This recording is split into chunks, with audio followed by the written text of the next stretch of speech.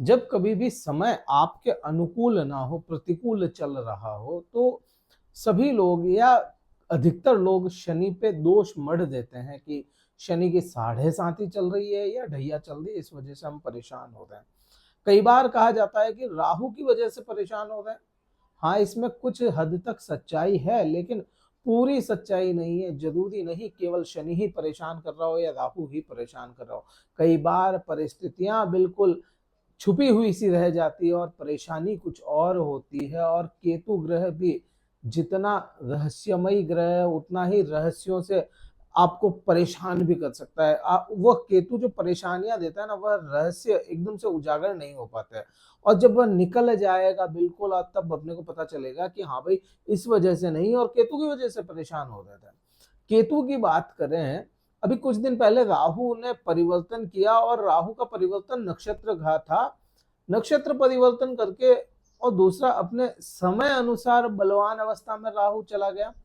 अब जब भी राहु बलवान अवस्था में होगा, तो कहीं ना कहीं आप देखेंगे कि केतु भी बलवान अवस्था में हो रहा है, क्योंकि 180 डिग्री पे राहु के ठीक सामने केतु बैठा है। केतु भी उतना ही बल, उतनी ही कला लेकर के बलवान होता है। लेकिन नक्षत्रों की जब बात आएगी, नक्षत्र परिवर्तन केतु करेगा तो राहु नहीं करेगा, और राहु करेगा तो केतु नहीं करेगा। राशि एक साथ परिवर्तन यह करते हैं।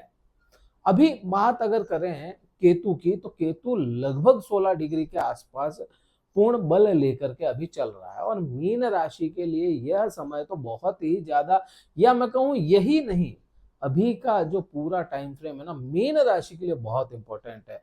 क्योंकि यह समय जो होगा, यह आपको तरक्कियां भी दे सकता है और वही तरक्कियां छीन भी सकता है। क्योंकि साढ़े साथी का समय चल रहा है।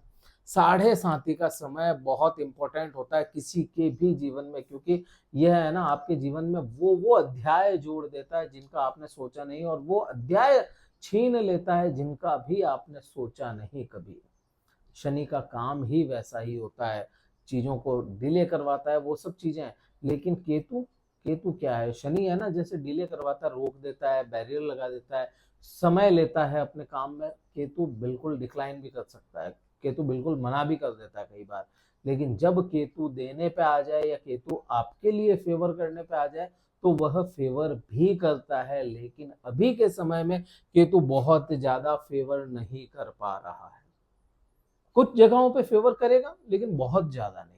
अब यहाँ पे केतु को समझना है, तो अपने को केतु जिस नक्षत्र में गोचर कर रहा है, उस नक्षत्र को समझना पड़ेगा, या उस नक्षत्र के बारे में थोड़ा सा जान लेंगे तो अपने को काफी कुछ हद तक समझ में आएगा कि केतु क्या व्यवहार करेगा, केतु का बिहेवियर क्या है अभी के समय को लेकर के।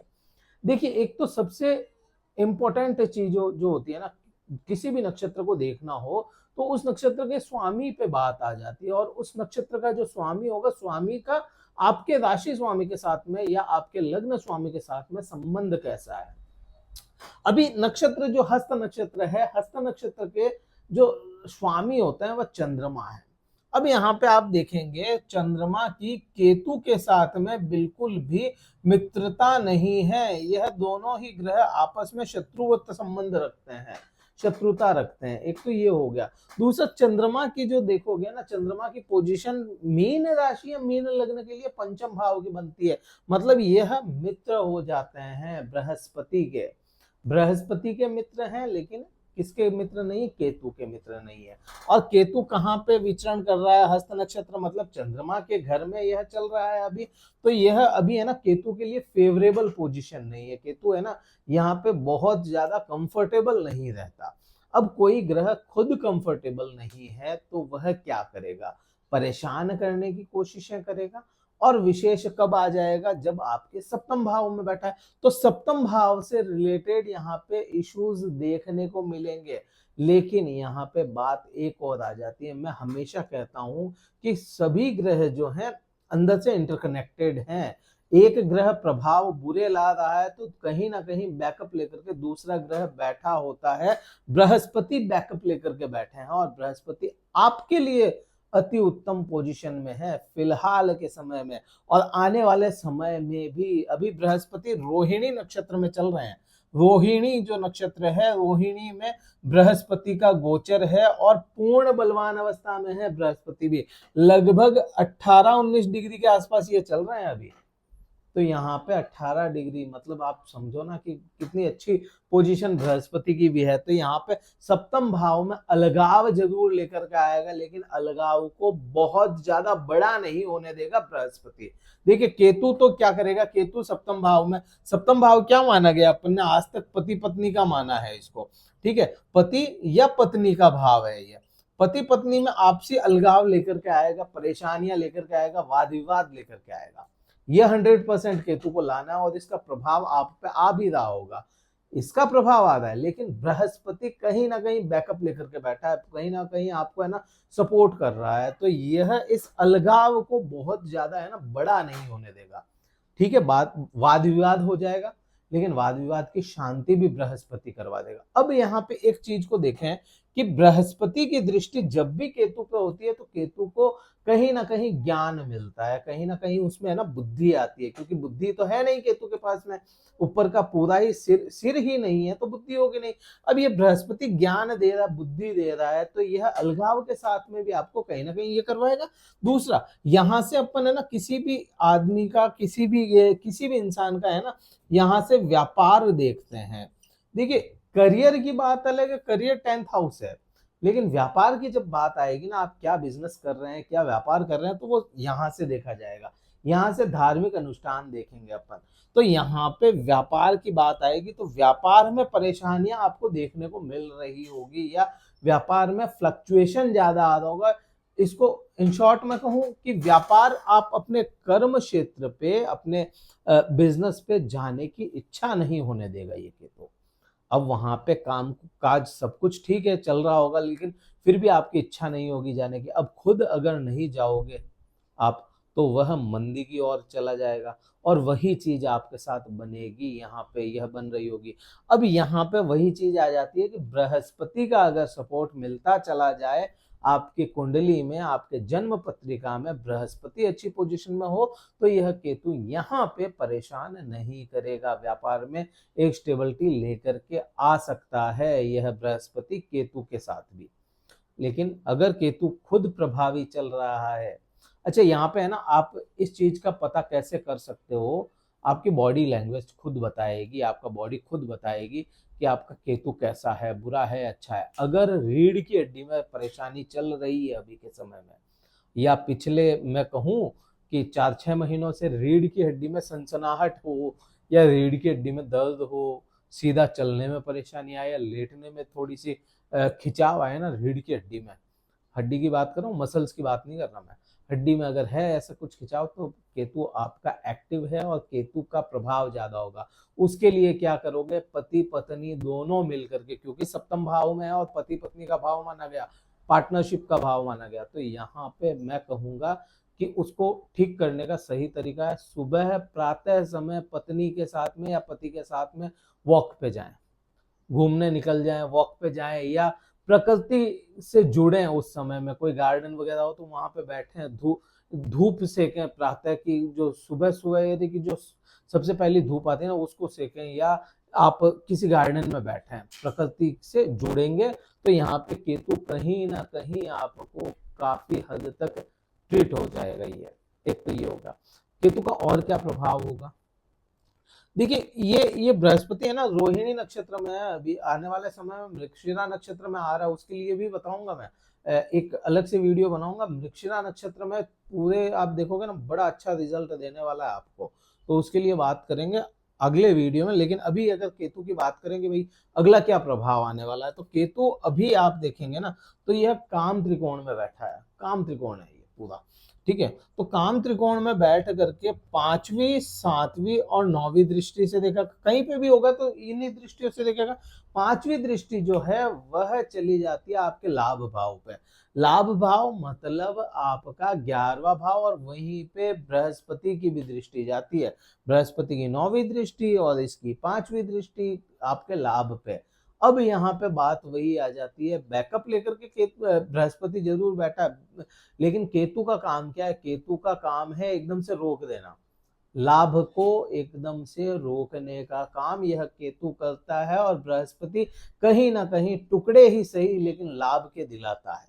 सीधा सा यहीं पे आएगा कि भाई अब लाभ अगर कोई भी तरह का रुक रहा है और आपके 7.5 चल रही है, तो आपका सबसे पहला दिमाग में क्या क्लिक करेगा कि 7.5 चल रही है इसलिए मेरे को है ना, मेरा लाभ नहीं मिल रहा, मैंने कोई भी काम किया लाभ नहीं मिल रहा, मेरे को फायदा मिल ही नहीं रहा, यही चीज दिमाग में आती है। लेकिन परेशान कौन कर रहा है? क्योंकि लाभ से तो कोई लेना देना ही नहीं है, आपके लाभ से शनि का कोई लेना देना नहीं है, परेशान केतु कर रहा है और बैकअप दिला रहा है बृहस्पति।